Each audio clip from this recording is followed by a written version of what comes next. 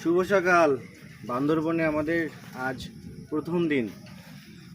আমরা কালকে আসছি 480 কিলো রাস্তা মেবি অতিক্রম করে যশোর থেকে বান্দরবনে।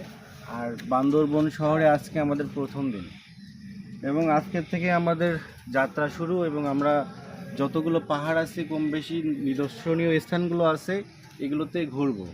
এবং আপনারা সবসময় সাথেই থাকবেন, আপডেট পাবেন, দেখতে পারবেন।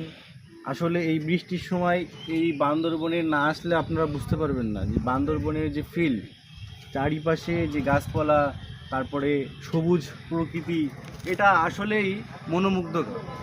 সেটা বলার মতো বাহিরে। যেহেতু যারা ভ্রমণ পিপাসক আছেন তারা অবশ্যই এই বান্দরবন অবশ্যই ঘুরতে আসবেন। বান্দরবন ঘুরতে আসলে জীবনের স্বাদ পাবেন এই প্রকৃতির মধ্যে। আপনি যখন আসবেন ওই শহরের যানজট ছাড়ে, তখন দেখতে পারবেন আপনার ব্রেন অটোমেটিক শার্প হয়ে যাচ্ছে।